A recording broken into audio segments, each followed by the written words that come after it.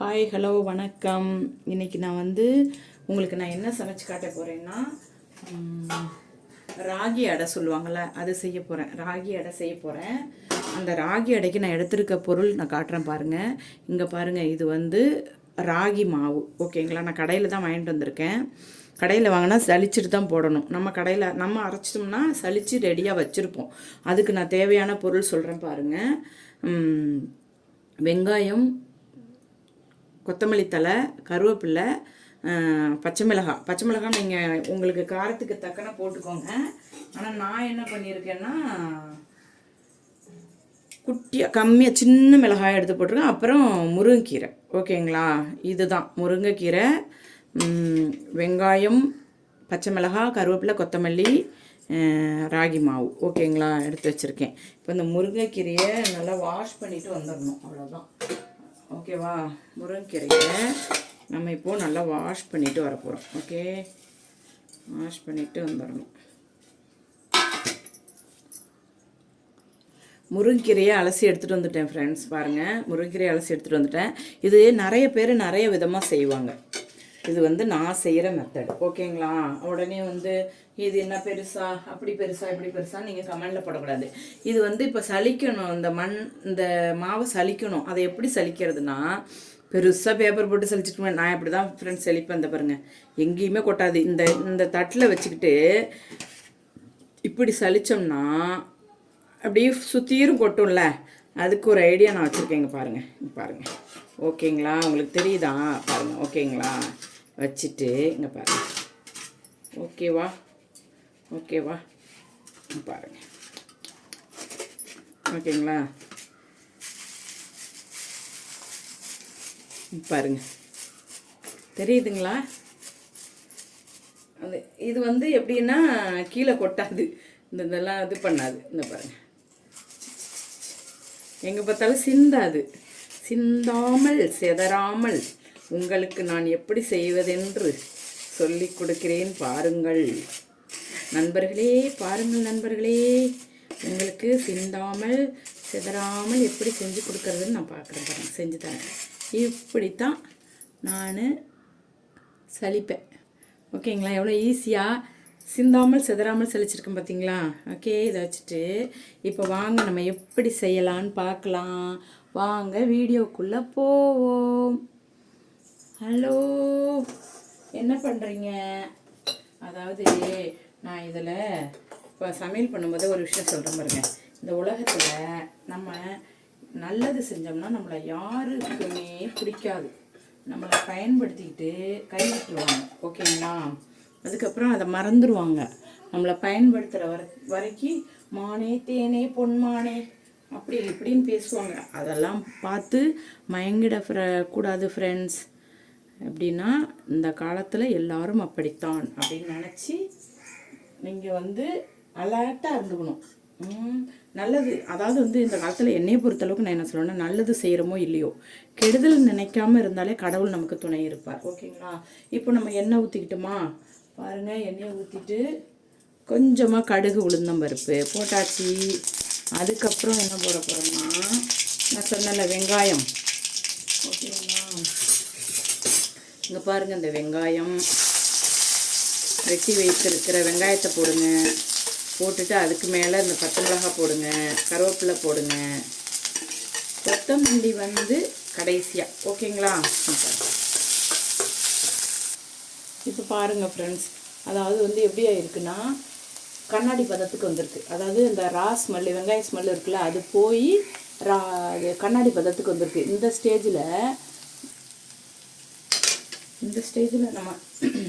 ஸ்டேஜில் நம்ம என்ன பண்ணுறோன்னா, உப்பு போட்டுக்கிறோம். அதாவது எதுக்கு தேவையான உப்புன்னா, நான் ராகி மாவுக்கு சேர்ந்த மாதிரி இல்லை, இது இந்த வெங்காயத்துக்கும் முருங்கைக்கீரைக்கும் சேர்த்த மாதிரி உப்பு போட்டிருக்கேன். ஓகேங்களா, உப்பு போட்டாச்சு. உப்பு போட்டுட்டு ஒரு கிண்டி விட்டுட்டு, ரொம்ப ஈஸி. பாருங்கள், முருங்கைக்கீரை நம்ம அலசி வச்சுருக்கோம் இல்லையா, அந்த முருங்கைக்கீரை.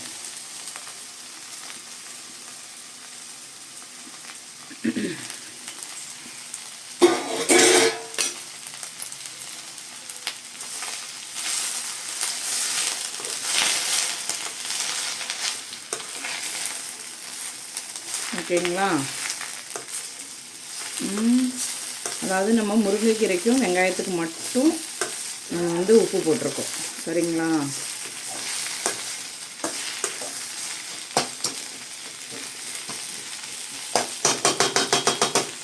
ஓகேங்களா.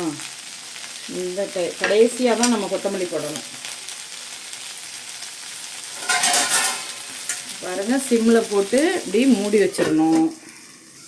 வாங்க ஃப்ரெண்ட்ஸ் பார்க்கலாம். ஓரளவுக்கு வெந்துருச்சு பாருங்கள். இங்கே பாருங்கள், ஓரளவுக்கு வெந்து விட்டது. இங்கே பாருங்கள், நான் காட்டுறேன் பாருங்கள். இங்கே பாருங்கள், வெந்துருச்சுங்களா. இந்த ஸ்டேஜில் சிம்மில் போட்டுட்டு என்ன செய்யணுன்னா, இந்த மாவு இருக்குது பாருங்கள்,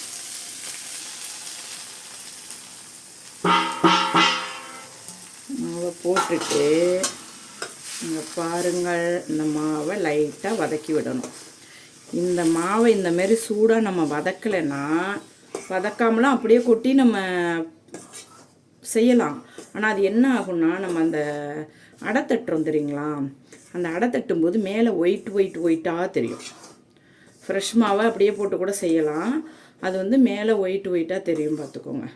அதனால தான் நம்ம இப்படி கொட்டி கொஞ்சம் லைட்டாக, ரொம்பவும் தீ வச்சிட்டிங்கனாக்கா கரிஞ்சிரும் பார்த்துக்கோங்க. லைட்டாக தான் கிண்டணும்.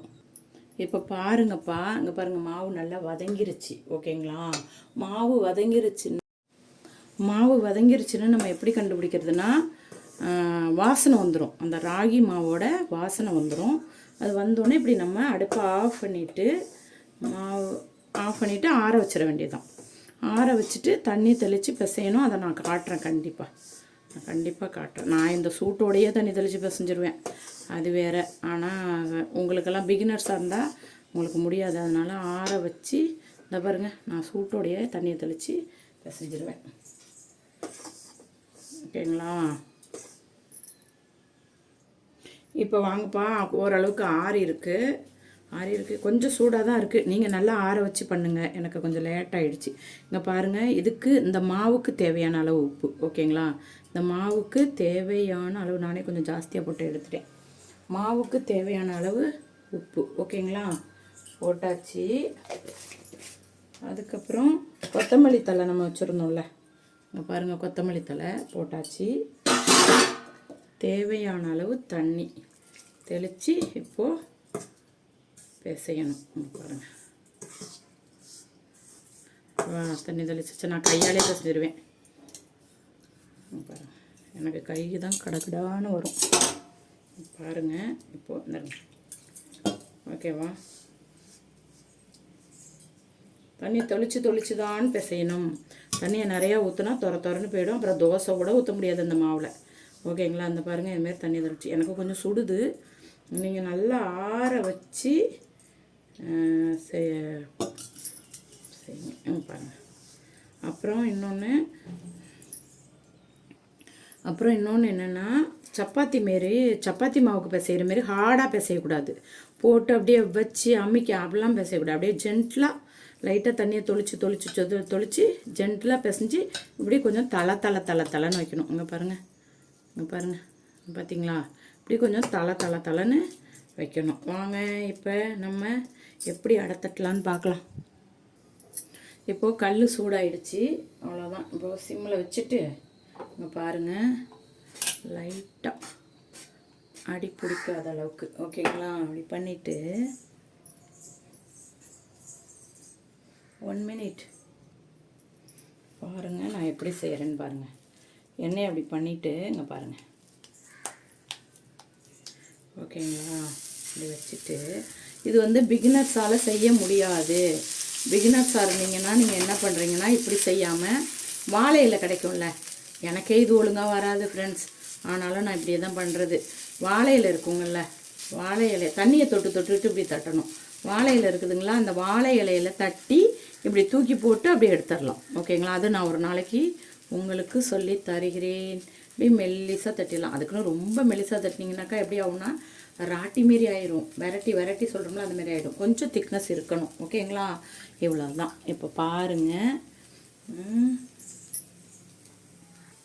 கொஞ்சம் வெந்த மாதிரி தெரியும். அப்போ நான் சொன்னல மேலே ஒயிட்டாக வந்துடும் இல்லை, நான் இங்கே பாருங்கள். அப்போ லைட்டாக ஆயில் லைட்டாக விட்டால் போதும். நான் கொஞ்சம் ஜாஸ்தியாக விடுறேன். எனக்கு கொஞ்சம் டேஸ்ட்டு கம்மியாக இருந்தால் அவ்வளோதான். டேஸ்ட்லாம் கம்மியாக இருக்காது, எனக்கு அது பழகிடுச்சு. நீங்கள் பாருங்கள். ஓகே, அவ்வளோதான் ஃப்ரெண்ட்ஸ். தான் முடிஞ்சுதான். இந்த சிம்மில் போட்டு வேக வைக்கணும் ஃப்ரெண்ட்ஸ். பாருங்கள், பார்த்துட்டே இருங்க. இப்போ ரெடி ஆகிடுச்சு பாருங்கள். ஓகேங்களா, நான் காட்டுறேன் பாருங்கள். ரெடி ஆகிடுச்சு. ஆனால் இது உடையும், அதெல்லாம் டோன்ட் வரி, கவலைப்படாதீங்க. இங்கே பாருங்கள். ஓகேங்களா, ரெடி ஆகிடுச்சு. உண்மையிலே சூப்பராக இருக்கும் ஃப்ரெண்ட்ஸ், சூப்பராக இருக்கும். சர்க்கரை நோய் உள்ளவங்க ஈவினிங் ஸ்நாக்ஸாக 1 அல்லது 2 சாப்பிடலாம். மற்ற எல்லாருமே எடுத்துக்கலாம். பட் ஆனால் நல்லா புரிஞ்சுக்கோங்க, இது வந்து நிறைய மெத்தடில் செய்வாங்க. நான் எனக்கு தெரிஞ்ச மெத்தடில் ஈஸியாக செய்யணும்னு செஞ்சுருக்கேன். இந்த வீடியோ உங்களுக்கு பிடிச்சிருந்ததுனாக்கா என்னோடய சேனலை சப்ஸ்கிரைப் பண்ணிக்கோங்க, ஷேர் பண்ணுங்கள், லைக் பண்ணுங்கள், பெல் ஐக்கானை கிளிக் பண்ணுங்கள். அப்போ தான் உங்களுக்கு உடனுக்குடன் நோட்டிஃபிகேஷன் வரும். அடுத்த வீடியோவில் சந்திப்போம் ஃப்ரெண்ட்ஸ், வேறு ஒரு ரெசிபியோட. பாய்.